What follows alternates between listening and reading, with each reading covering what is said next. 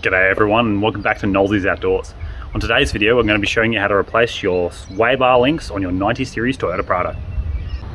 So the first part of this task is we're going to be jacking up the car and taking off the driver's side wheel. Then we'll move on to the other side and do the passenger side.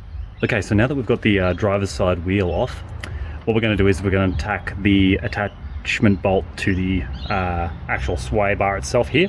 So this nut here will have to come off. And then at the bottom of that, if I can just adjust the camera a little bit further, there we go. Down at the bottom, down over here, we have like a nut and Allen key sort of shape. So I'll show you a closer look at that on the new one. So first we're going to tack this bolt on the top here, which is that one just there.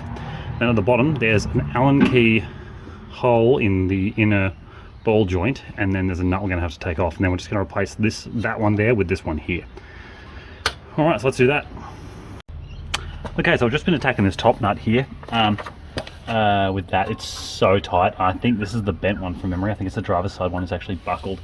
Normally you're meant to get a spanner onto the opposite side here and then turn this one, make it easier for yourself. And I do have a spanner and I've got a ratchet here.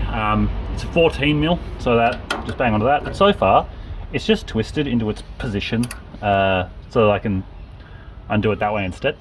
It is a little bit tighter, but if I just keep attacking that from there, it'll eventually come undone and I'll be able to take that piece out. So I don't think it'll be much of a drama. I'll get that all apart.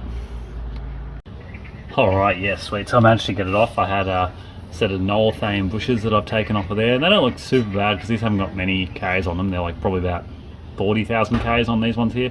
Not too bad. They're a little bit squashed, but I mean that just comes from being on there. The rest of it was all covered in a lot of like mud from the glassies.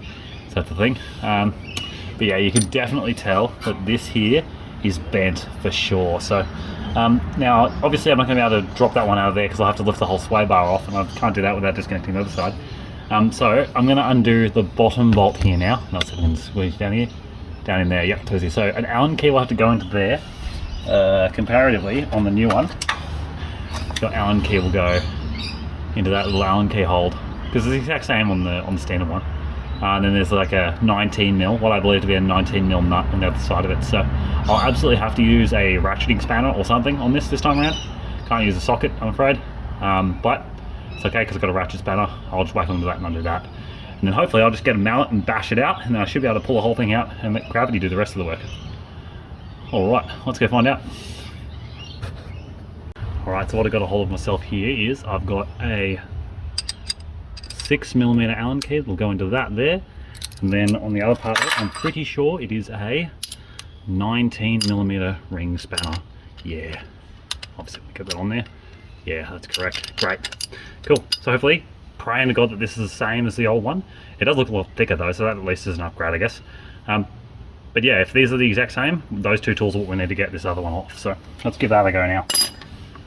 Okay, so the bottom nut is actually a 17mm from the factory, so that'll just whack onto there like so.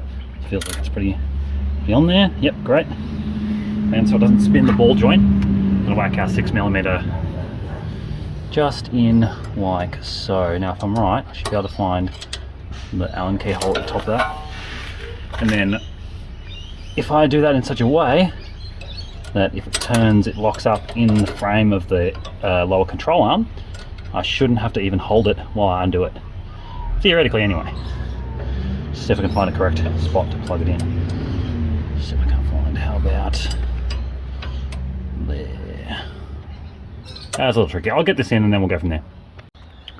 Okay, wow, so I finally got it off. That one was much more difficult to remove than I expected.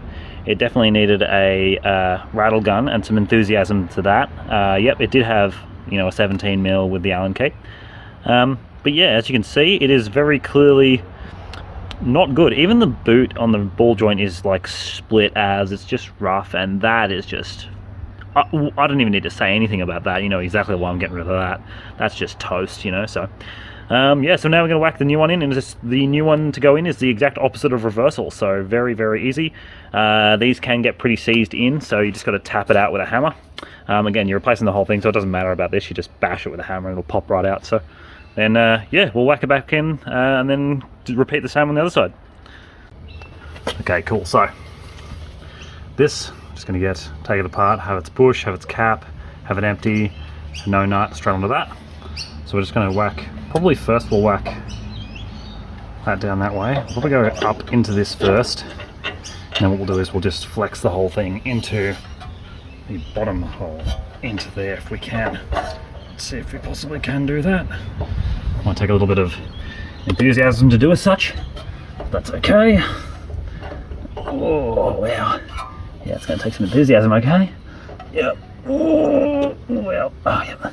Might use a hammer to pop this one back in, but yeah, it's just going to be a bit of a flex job. You just need to get that bolt up through there, and that little bolt down through in that little hole just there. So it might take me a bit to actually muscles it in, and the camera's kind of in the way, so I'll just get it in and then I'll show you it all done up and correct.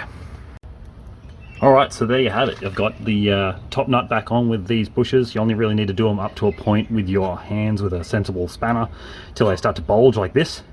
The bottom one has a nylock nut, so again, just until you're confident enough with the spanner, they don't need to be up to, you know, a billion torque. So yeah, it's a pretty simple job. I'm not going to bore you with the other side because it's the exact same process. But yeah, we'll get the wheels back on and get that one sorted.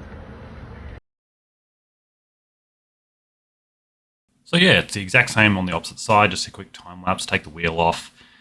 My recommendation for this job is to grab a breaker bar to help flex your sway bar down so that you can attach the bolt at the top of the sway bar link. But other than that, yeah, just take your time with it. It's not a big job at all. Pretty simple to do, really.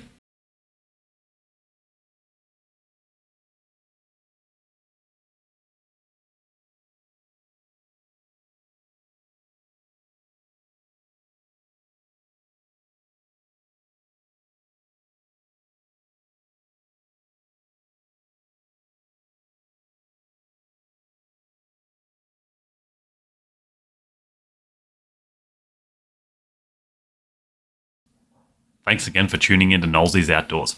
If you like this video, remember to like, comment, and subscribe. Cheers.